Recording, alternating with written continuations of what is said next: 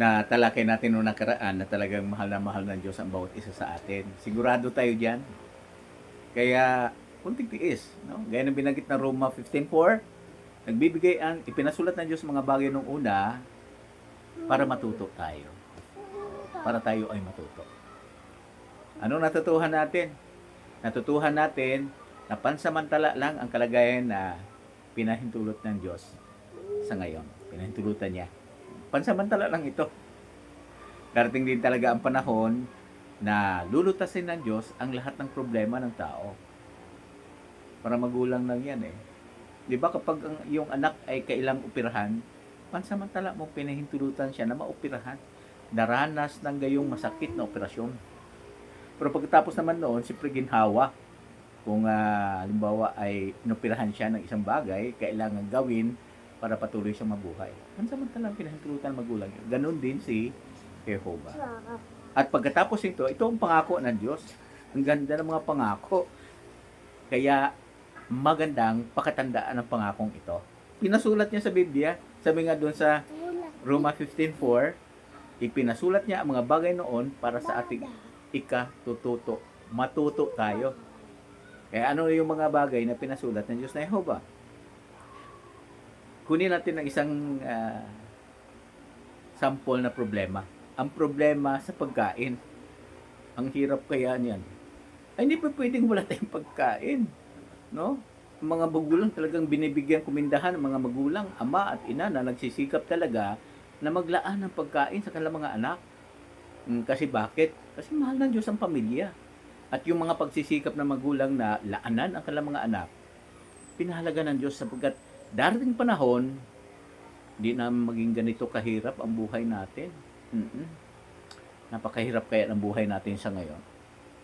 So, ano ang pangako ng Diyos sa awit 72:16? Paano niya resolbahin yon?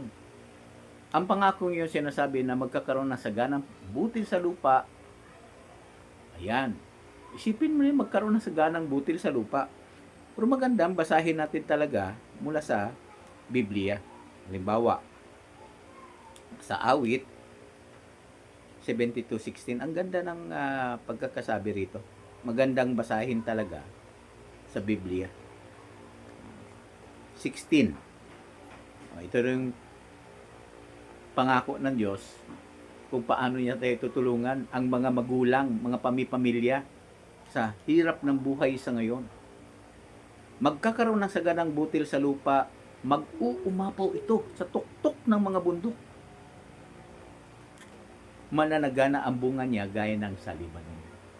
Kunin natin ang mga pananalitang yan. Anong ipinakikita ng mga salitang ito? Aba, di ba napakagandang pag-asa? Sa ngayon, hirap na hirap ang tao sa kanilang mga itinatanim, may dumarating ng mga bagyo, kalamidad, o ano paman, peste, o ano paman, drought. Pero sa inarap pala, bibigyan ng Diyos ng magandang kalagayan ang buong lupa. Magandang klima. Kaya pag nagtatanim ka, mananagana ang bunga niya. O di ba ang Diyos nangako yan?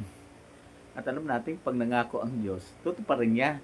Bakit? Kasi sa Tito 1:2, sinasabi ng Biblia, ang Diyos ay hindi makapagsisinungaling. Kaya pag sinabi niya ang isang bagay, ay talagang gagawin ng Diyos yan. Kasi kung hindi niya gagawin yan, magiging sinungaling siya at imposibleng magsinungaling ang Diyos. Tiniyak yan ng Biblia. Kaya ito, pag sinabi magkaroon ng saganang butil sa buong lupa, magkakaroon ng maraming pagkain. Wala nang magtitinda. Walang bibili sa'yo. Kasi lahat ng tao magkakaroon ng sariling pangangailangan, sariling pagkain. Tinitiyak mismo ng Biblia yan. At bakit tayo nakatitiyak? Ay siyempre, mahal yan tao. Gusto niya talaga tayong tulungan. Sabi nga, nasasaktan siya, nahihirapan siya, kapag nakikita niya naghihirap ang mga pamilya dahil sa pagkain. Mahirapan maghanap ng pagkain. Hirap.